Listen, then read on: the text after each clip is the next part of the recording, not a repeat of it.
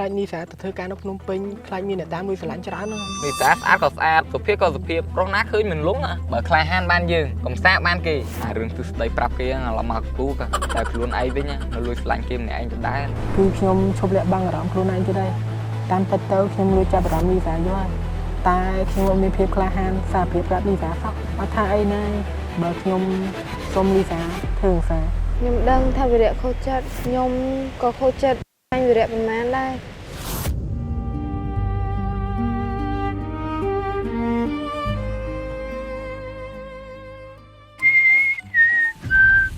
តើឯង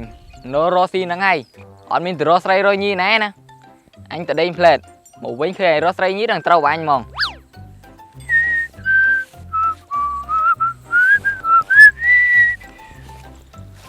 អូយហត់ណាថ្ងៃមើលគូដេកសម្រាប់ខ្លួននេះ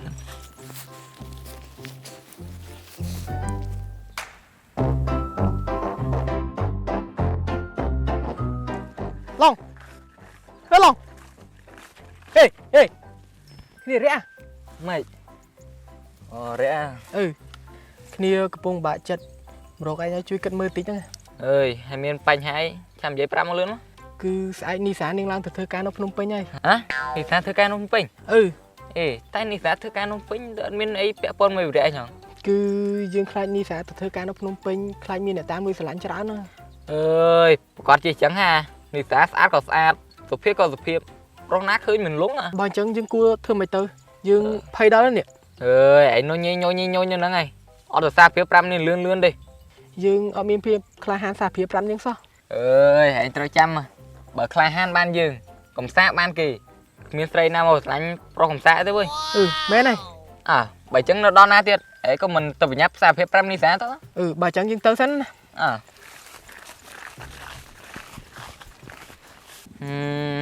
ាឡងអារឿងទស្សដីប្រាប់គេឡមកគូក៏តែខ្លួនឯងវិញនៅលួចស្រឡាញ់គេម្នាក់ឯងដដែល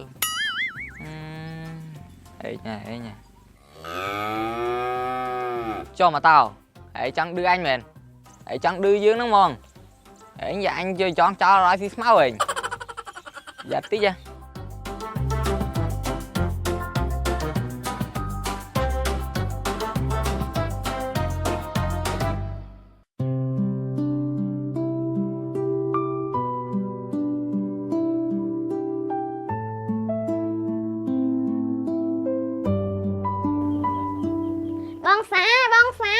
ចាអូនមានអីមែនមករត់ទៅហេតុទៅហត់មែននេះណែអីគេហ្នឹងអូនបងអញអានសិនមើលវិញ្ញាបនបត្របញ្ចប់ការសិក្សាចំណាត់ថ្នាក់លេខ1នេះអូនឯងរៀនបានលេខ1មែនហ្នឹងហើយខ្ញុំរៀនបានលេខ1បងអូនមករៀនបកែមែនមើលសុំអោបមួយមើលខំរៀនទៀតឬនៅបងអញដឹងអត់អ្នកគ្រូលោកគ្រូអីគឺបានអាសាខ្ញុំថាខ្ញុំជាកូនកំព្រាប៉ុន្តែរៀនបកែដល់ធ្លាក់ថ្នាក់អីអញ្ចឹងខំរៀនទៀតឬនៅចាខ្ញុំនឹងខំប្រឹងរៀនឲ្យបងឯងខកបំណងអីល្អណាស់អូនអញ្ចឹងទៅផ្លាស់អាវផ្លាស់អីលាងដៃឲ្យស្អាតអង្គញ៉ាំបាយតើអូនតើចាបង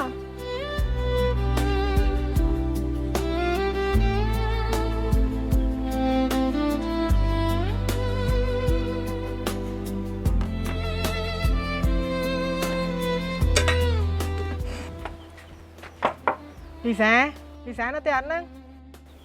ហើយគេណានៅតាវិរៈអូវិរៈតាវិរៈទៅណាមកណាដែរហ្នឹងលីសាទំនេរអត់ហ្នឹងផ្លូវហ្នឹងមែនបាទគឺទំនេរតាវិរៈហើយខ្ញុំអាចសុំពេលលីសានិយាយលេងគ្នាតិចបានអត់បានតាបើអញ្ចឹងទៅ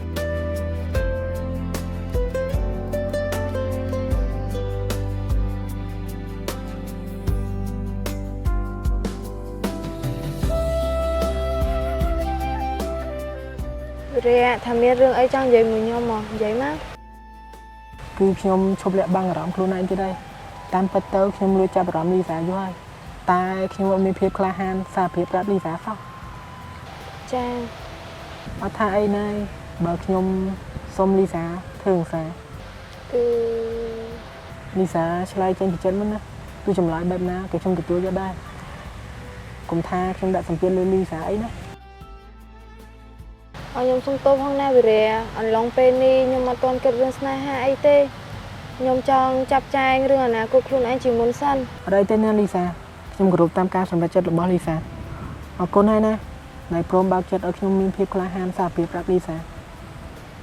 ខ្ញុំសុំទោសផងណាវិរៈ បានអត់អីទេបានអញ្ចឹងខ្ញុំត្រឡប់ទៅវិញណា ចា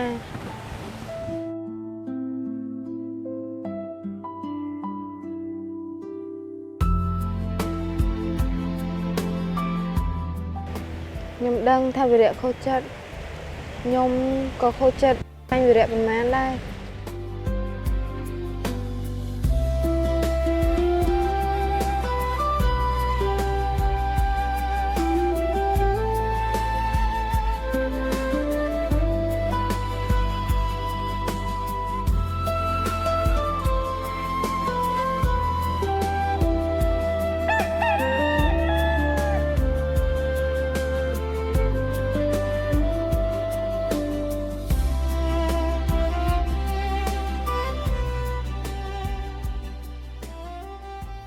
លីសានាងគិតថាមិនទាន់មានស្នេហា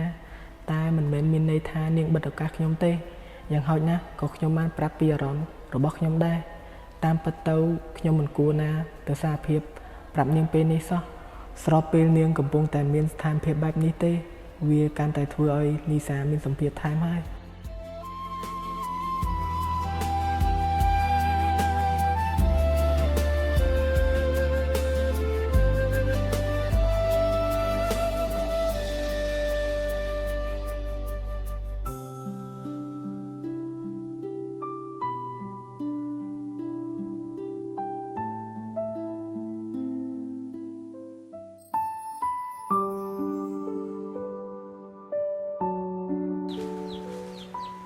យាន ចាបង បងគិតអីហ្នឹងអូន មានគិតអីណាបង បងមានរឿងចង់ប្រាប់អូនឯងហ្នឹងណា មានរឿងអីបង ស្អែកនេះយើងត្រូវទៅភ្នំពេញមួយរយៈសិនហើយអូនព្រោះបងអូនជីដូនមួយវិរៈគេបានផ្ដល់ការងារឲ្យយើងណាអូន ហាថាម៉េចយើងទៅភ្នំពេញ តែពួកយើងទៅតែត្រឹមមួយរយៈទេអូនចាំពេលបងសន្សំលុយគ្រប់ចាំយើងមកស្រុកវិញណាអូន ប៉ុន្តែខ្ញុំឮថានៅភ្នំពេញចំណាយលុយច្រើនណាស់បងត្រូវការចំណាយទឹកភ្លើងបន្ទប់ជួលការហូបចុកហើយថែមទាំងការរីសតរបស់ខ្ញុំទៀតផងបងហើយចាំបងអាចរួចដែរបង រឿងហ្នឹងអូនកុំបារម្ភអីអូនព្រោះបងអូនជីដូនមួយវិរៈគេជាអ្នកចាប់ចែងលើការចំណាយទាំងអស់ហ្នឹងហើយអូន ឆាបងប៉ុន្តែខ្ញុំដូចជាមិនចង់ទៅនៅភ្នំពេញសោះខ្ញុំចង់រៀននៅទីនេះ បងយល់ហើយអូនតែបើយើងមិនហក់លោតទេយើងមិនស្គាល់ពិភពលោកខាងក្រៅទេណាមួយនៅឯស្រុកបងរកការងារមិនបានធ្វើទៀតបើពួកយើងនៅតែបែបហ្នឹងប្រកាសណាស់ជាអត់បាយមិនខានទេអូន ចាបងខ្ញុំយល់ហើយបង ចាំស្អែកនេះរៀបទៅភ្នំពេញចាំបងទៅសុំលោកនាយកឲ្យអូនឯងបដូរសាលាណាអូន ចាបង ចឹងអូនប្រញាប់ទៅក្នុងផ្ទះទៅណាកុំនឹងអង្គុយនៅទីនេះអី ចាបងខ្ញុំទៅមុននេះបង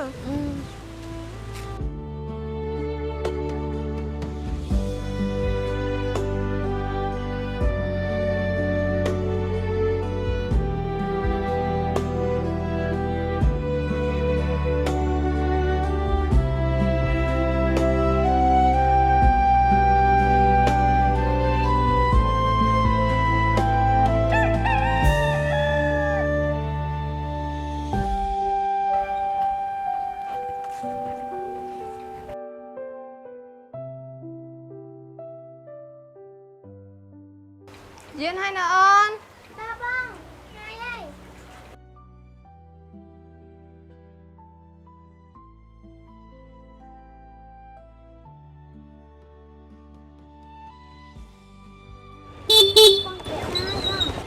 អូវិរៈ អ្នកទាំងពីរហើយនៅហ្នឹង ពួកយើងរៀបចំហើយឯង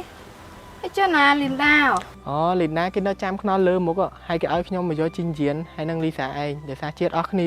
អូចឹងទេអី ហិចណាស់ខ្ញុំជូនលីសា អីគេណាវិរៈ ខ្ញុំគិតថានៅភ្នំពេញសម្បូររបស់ញ៉ាំច្រើនហ្នឹងអញ្ចឹងបានខ្ញុំយកកាវេហងហើយនឹងដំណាប់ផ្លាំហងនេះឲ្យលីសាទុកញ៉ាំ តាអានឹងគេញ៉ាំមកយើ អូសម្រាប់កាហ្វេហង គឺក្នុងមួយប្រអប់អាចស្រកគីឡូបាន2គីឡូទៅ3គីឡូហើយលីសាញ៉ាំច្រើនណាក៏អត់ឡើងគីឡូដែរហើយជួយឲ្យមានរាងស្អាតហើយសម្បូរទៅដោយវីតាមីននិងប្រូតេអ៊ីនខ្ពស់ហើយសម្រាប់ធម្មជាតិផ្លាមហង្សនេះវិញគឺមានកាកសរសៃ fiber ខ្ពស់ខ្លាំងហើយជួយឲ្យងាយស្រួលបត់ដៃបត់ជើងហើយជួយប្រព័ន្ធរលាអាហារនិងពោះវៀនបានល្អ មើលទៅតំណងគួរឲ្យចង់ញ៉ាំហ្នឹងនេះ បងសាបងឯងយកបងវិរៈខំឲ្យហី ជៀន បើចឹងលីសាយកទុកប្រើទៅណាហើយបើលីសាញ៉ាំអស់លីសាអាចប្រាប់ខ្ញុំណាចាខ្ញុំឆាទៅផេកចែហងម៉ារ៉ានីទិញឲ្យលីសាញ៉ាំទៀតដឹងនៅ ចា បើអញ្ចឹងឡើងទៅមក ចាំខ្ញុំផ្លែខ្ញុំដាក់នេះសិន បាទ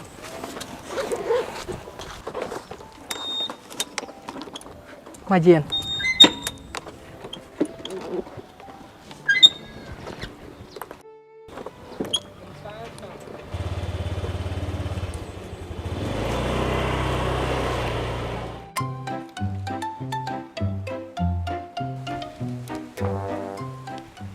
ព្រាតា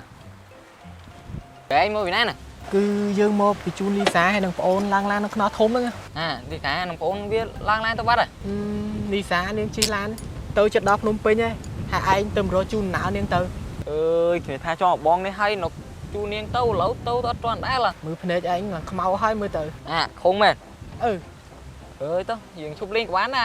ខ្លាចបាក់សម្រស់ត្រូវលេងស្រឡាញ់ហង មែនអត់ ហើយនិយាយចឹងរឿងឯងលីសាមកយាយមានបានធ្វើអីដែលយើងបានប្រាប់អី យើងធ្វើតាមឯងតា ហើយមើលលើផលនេះកុំប្រាប់ថាលីសាយកព្រម លីសានាងប៉ាសែតយើងហើយ លីសាប៉ាក់សារឯង នាងប៉ាសែតយើងហើយ ទៅឯងកុំបាក់ចិត្តពេកលីសានាងប៉ាក់សាឯងមកពីនាងមានហេតុផលរបស់នាងហ្នឹង ក៏ពិតលីសានាងគិតបែបនេះក៏ត្រូវដែរតែយើងអត់មានចិត្តខឹងឬក៏អន់ចិត្តជាមួយលីសាអីទេ មកពីយើងដែរហ្នឹងដែលជំរុញឯងទៅថាព្រាវប្រាប់នាង លីសាមិនទាន់ចង់គិតពីរឿងស្នេហាអីទេនាងចង់ត្រួតត្រាពីអនាគតសិនតាមពិតទៅលីសានាងគិតបែបនេះក៏ត្រូវដែរយើងទេដែលទៅសារភាពប្រាប់លីសាមិនមើលតលក្ខណៈរបស់នាង ហើយមិនម៉ៃតោះទៅផឹកកាហ្វេផឹកអីកុំសិតពេក យើងអត់អីទេគ្រាន់តែសេតតិចតិចហ្នឹង មិនម៉ាតោះទៅផឹកកាហ្វេផឹកអីមក បើអញ្ចឹងមកឡើងទៅ ឯងនេះគ្រាន់តែរឿងប៉ុណ្ណឹងសោះធ្វើមិនបានដែរ ធ្វើម៉េចបើយើងធ្វើតាមឯងធ្វើអត់បានអានេះបានបងតែអូននេះសាយើងឆ្ងាត់ឆ្ងាត់អមទេ ខ្ញុំគិតចឹងដែរបងតែអូនលីសារបស់បងស្ងល់ក្នុងផ្ទះក៏មិនដឹង ឯងសាក់ស្រាយហៅនាងមើល បាទបងចឹងរបស់កាន់ថែមសិនណា ម៉ាហេញ៉ាខ្ជិលមែនណា